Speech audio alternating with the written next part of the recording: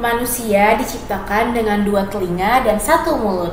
Mestinya lebih banyak mendengar dong daripada banyak ngomongnya. Tapi masih banyak banget loh orang-orang yang ngomongnya jauh lebih banyak daripada dengerinnya. Udah kayak mulutnya tiga aja. Hihihi. Hai semuanya, thank you udah ngeklik video ini ya. Aku Tiara, apa kabar Sobat Asesmen Indonesia? Kalian udah ngerasa udah jadi pendengar yang baik belum nih? Mungkin banyak dari kalian yang menjawab iya, tapi kenyataannya mendengar gak cuma sekedar diam dan gak ngomong, tapi lebih dari itu. Bahkan ada beberapa tipe mendengarkan yang bisa kalian lakuin tergantung situasinya. Misal pas kamu lagi ngobrol sama temen yang mau curhat nih, mungkin mereka lebih butuh empati daripada solusimu, dan teknik yang sama belum tentu bisa dipakai di segala sesuatu. Contohnya nih, pas guru lagi ngomel-ngomel gara-gara kamu itu berbuat salah, terus kamu malah nunjukin empati pas ada ocehannya, kan gak nyambung ya. Yang ada kamu makin diomelin gara-gara mengabaikan perkataannya. Waduh, udah deh itu mah. Makanya penting banget buat kita tahu tipe-tipe mendengarkan dengan baik supaya bisa menempatkan diri sesuai dengan situasi dan kondisi yang tepat. Yang pertama, bisa berpikir kritis. Pasti pas kalian kuliah atau lagi rapat di kantor nih, ada momen dimana kalian sama teman-teman yang lain buat nyiptain ide-ide baru. Nah, di momen ini adalah waktu yang tepat buat berpikir kritis. Menurut psikiater ternama, berpikir kritis itu adalah proses membentuk evaluasi dengan menganalisis fakta dan opini. Kalau contoh yang aku kasih tadi, kan sebelumnya kalian berpendapat pasti dengerin dulu nih mereka ngomongin apa gak sih. Lalu informasi yang kalian tangkap itu dianalisa, barulah ide itu muncul. Nah, hal ini juga kamu terapin kalau kamu mau jadi pendengar yang baik. Karena kamu sendiri pasti sebel kan kalau udah curhat panjang lebar, tanggapan temenmu malah gak nyambung. Nah, selanjutnya nih, mendengarkan tanpa memberi tanggapan. Ada waktu dan tempat buat bicara dalam sebuah obrolan, ada juga waktunya untuk diam dan mendengarkan dengan sepenuh hati. Ini dikenal sebagai mendengarkan tanpa memberi tanggapan atau passive listening.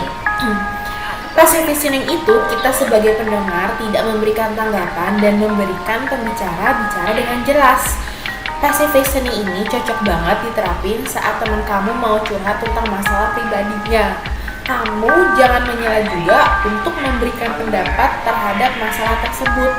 Kamu cukup fokus aja sama apa yang mereka omongin, karena sebenarnya mereka tuh kebanyakan lebih perlu dipahami dan didengarin aja kok.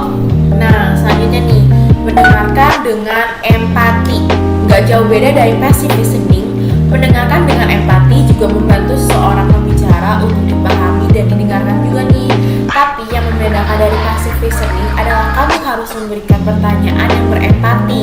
Biarpun kamu gak setuju dengan apa yang mereka omongin ke kamu harus tetap menunjukkan rasa empati ya. Karena mendengarkan dengan empati bisa membantu mengembangkan, meningkatkan, dan memperkuat hubunganmu dengan lawan bicaramu. Rasa empati akan membuat seseorang menjadi nyaman dan merasa mendapat support dari kamu sebagai pendengar. Nah, selanjutnya nih, mendengarkan dengan informatif. Ini cocok banget buat kalian baru masuk kerja atau jadi pegawai baru dan mau menyerap banyak informasi. Mendengarkan dengan informatif tuh sebenarnya juga cocok buat kamu yang lagi sekolah atau kuliah, belajar dari YouTube atau podcast kayak belajar dari aku ini yang kalian dengerin di YouTube Asesmen ini loh. Saat mendengarkan dengan informatif, kamu harus berkonsentrasi penuh untuk menerima informasi. Bisa banget pas lagi mendengarkan, kamu buat catatan yang penting.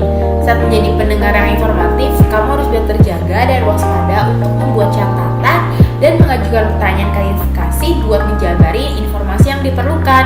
Jadi kalau misalnya kalian setelah menonton video ini ada yang kalian mau tanyain atau mau kalian klarifikasi, bisa ya langsung aja komen di bawah. Nah, terus nih yang terakhir adalah mendengarkan dengan aktif. Mendengarkan dengan aktif itu sebenarnya udah umum banget dilakuin di kehidupan sehari-hari.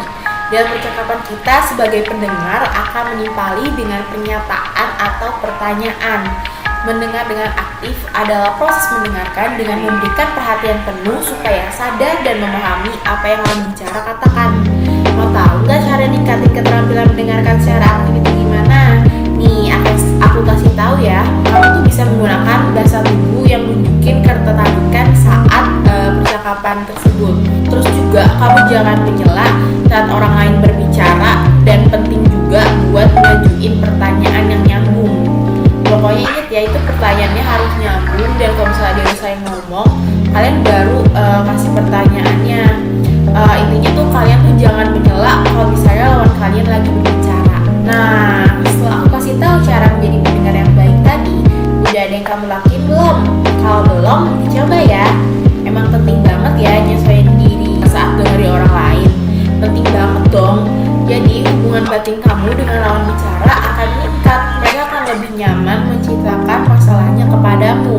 Selain itu, keuntungan yang akan kamu dapat dari menjadi pendengar yang baik bakal bikin kesabaran kamu terlatih, meningkatkan rasa empati, dan meningkatkan keterampilan berpikir kritis.